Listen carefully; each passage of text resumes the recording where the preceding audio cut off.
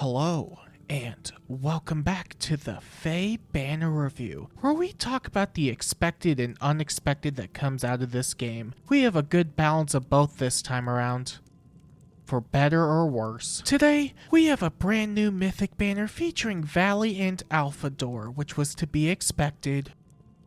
What they do in the game, however, was anything but that. And as per tradition, I will be using this coveted small line graph that may or may not be small at the end of the day to rank the brand new mythic banner, as well as the circle graph that may or may not be a circle at the end of the day alongside it. Today's rankings will be based on how many buffs you could throw onto any unit now, and if you want to buff your YouTube feed, then make sure to subscribe to the channel.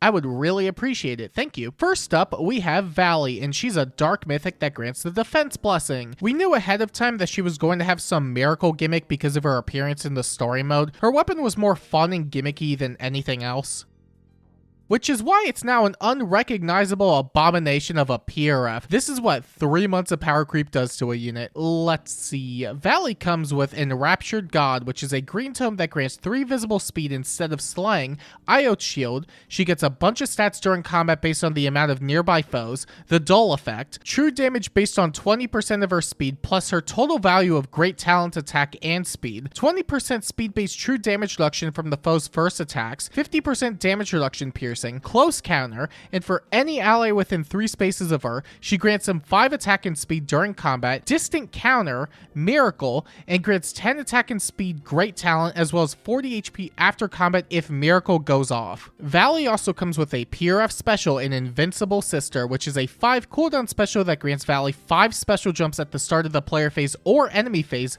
as well as 40 HP. She gets miracle when her special goes off once per phase, reduces all combat damage to 0 when miracle triggers, grants 10 attack and speed great talent, as well as 40 HP after combat, Gale Force if she initiates combat. Her first follow-up attack grants additional true damage based on 50% of the foe's attack plus her total value of great talent, attack, and speed. It grants 40% special based damage reduction against the foe's first attacks, and grants 2 special jumps to herself before the foe's first attack.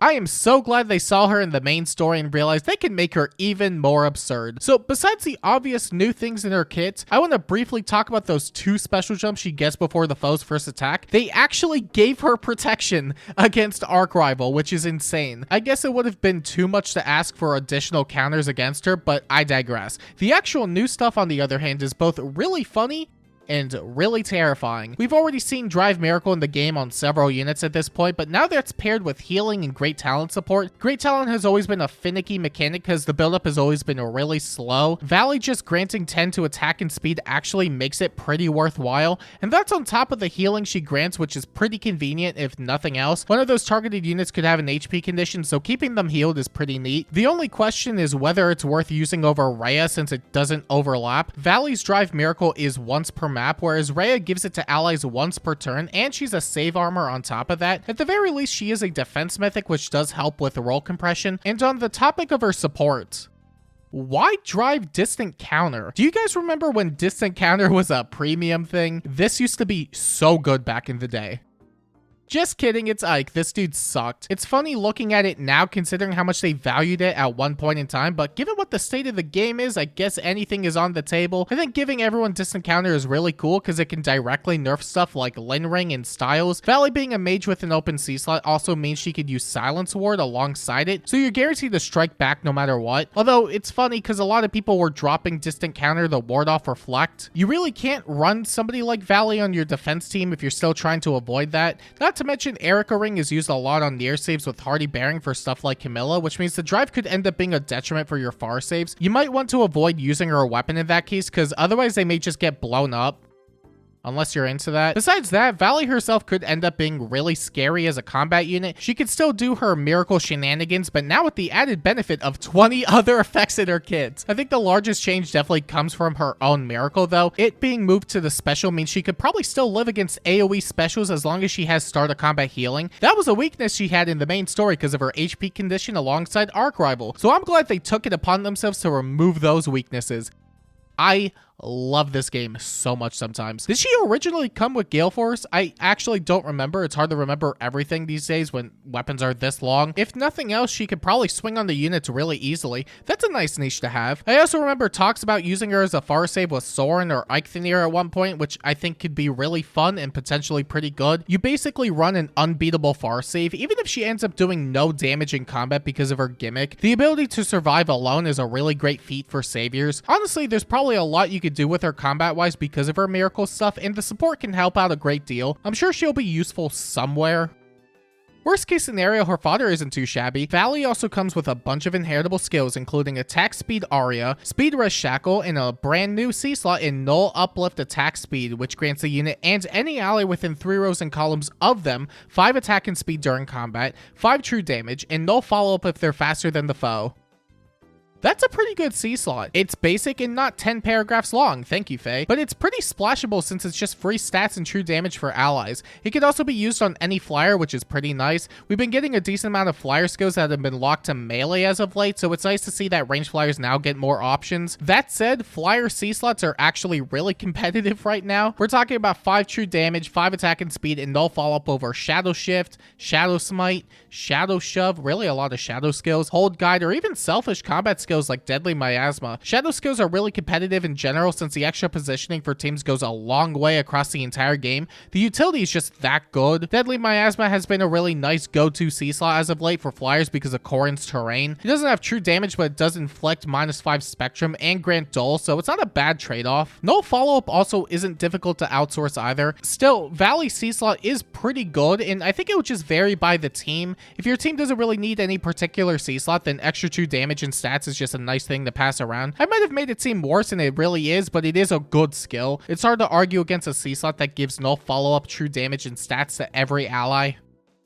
At least until Shadow Uplift drops, then it might be out of a job entirely. And other than that, that sure is Vali. Vali is really weird to me because she has a lot of really interesting mechanics in her kit, but I'm wondering where she really fits in as a unit. Well, you know, besides Aether's defense. Being able to disable all damage when Miracle goes off, the amount of special manipulation she has in her kit, the additional damage reduction for consecutive combat, Gale Force, and the great talent stacking that makes speed ceilings go way higher is a lot for one combat unit. Honestly, I really like her combat potential more than I like her support because I think with the right units, she can end up doing some nasty work. Giving out distant counter could be iffy if attempting to fight against Reflect, but Miracle and great talent is still pretty nice, even if it is one time per map, but I think she's definitely leaning more towards combat here. Now, Alphador, on the other hand, the other unit on the Mythic banner is none other than Alphador, and he's an Astra Mythic that grants the attack blessing. Similar to Vali, we had an idea of what he was going to do because of his appearance in the main story, and he really didn't look that good, which gave me confidence he wouldn't bend the game over when he dropped.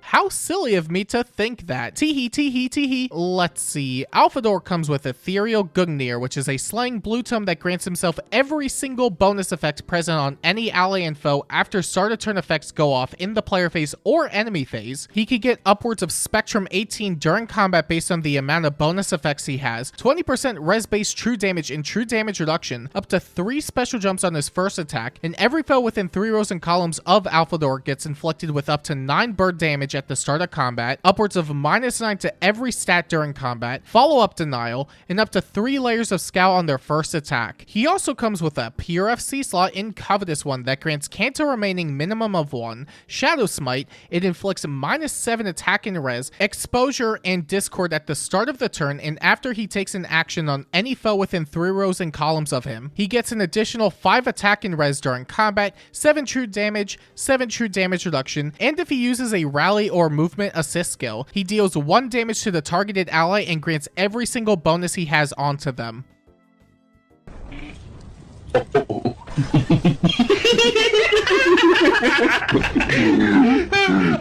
don't know what's gonna happen, but I was really hoping they would not let him give out his bonuses. This one single addition is what's making him unit defining. I think the worst part about it all is that Loki can't shut him down since it goes off after the start of the turn. Why do you do the things you do? Okay, the first thing that came to mind after saying this. You guys ready for an 8-range Summer Celica? Yeah, we could just have that now if she has Gallop from Alphador, which is, oh, so wonderful. I genuinely did not think they'd do something like this. With how old the game is, I can at least respect them for trying in that department. And it's not like these things are going to last forever anyway. Hopefully. Maybe they'll release an 8-range unit soon so we don't have to worry about the 7-range unit anymore. Well, at least it's not 9-range, I guess.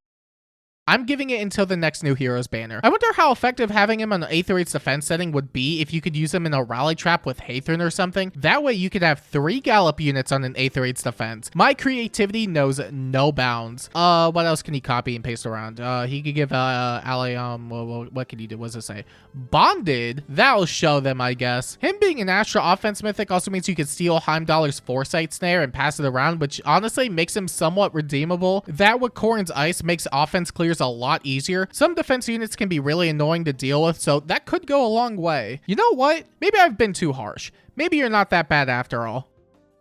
Oh wait, you could give that to Celica too. Never mind, I wish nothing but modern Fire Emblem writing upon you. Genuinely, I don't think Alphador would have even been that bad if not for that C slot. His support before that was still fine, and his combat was not fine. Honestly, I don't really know if his combat improved that much with a C slot anyway. He definitely feels way more supportive than combative as a unit. Even beyond his bonus manipulation, he still has Shadow Smite, Exposure and Discord support, Scowl support, solid stat swing support, follow-up denial, and whatever else that lets him continue to double down on that role. He really does offer so much as a unit, and him being an offense mythic is really the cherry on top here. So it's his main gimmick that people are going to care about the most. He's the Your Time to Shine game mode as a playable character. Passing around statuses has so much potential anywhere, and this isn't even accounting for any future bonuses we'll eventually get. But at this point, there's no way they're going to add even stronger bonuses into the game.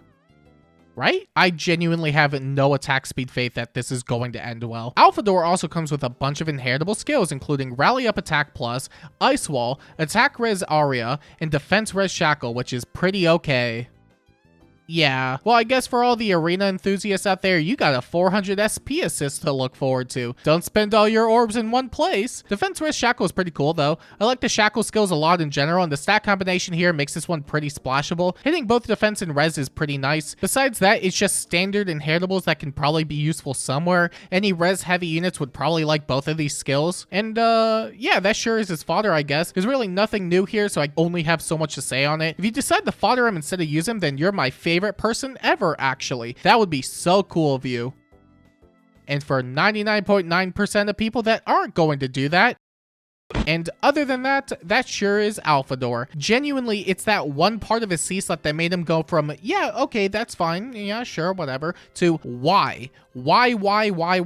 I think I'm only scratching the surface with what this unit can do, and I have to wonder if someone like him is going to age out anytime soon. Passing around any status should last for a really long time, but, you know, it can't get any worse than this, at least for a week. If there's anything IS can do consistently, it's continually lowering the bar. And of course, there's the rest of the banner. What's a mythic banner without a mythic banner share? This time around, they included the Choose Your Legends 9 units, which is 1 month earlier than usual. But as for the mythic shares, Vali is color sharing with Brave Shayne and Mythic Lyn. Brave Shayne is okay, but we just got a newer one that's just strictly better. At the very least, attack speed Aria and Shackle is really nice fodder. Meanwhile, Mythic Lyn is pretty dang good. She could give extra range to melee allies, which is really useful across the game. Definitely a nice pickup if you don't already own her. There's also the Alphador color share with Athos and Brave Balder. Athos sure is Athos, which can mean one of two things. It can either mean he's ruining the Alphador color share, or he's actually carrying the banner, but to remain as objective as possible, I will refrain from sharing what. It's the first one. And Brave Balder is both brave and Balder, which can mean one of two things. It can either mean she can't consistently beat Legendary Black Knight, or she's actually a really nice nuke you could get a lot of mileage out of, but to remain as objective as possible, I will refrain from sharing what. It's the first one.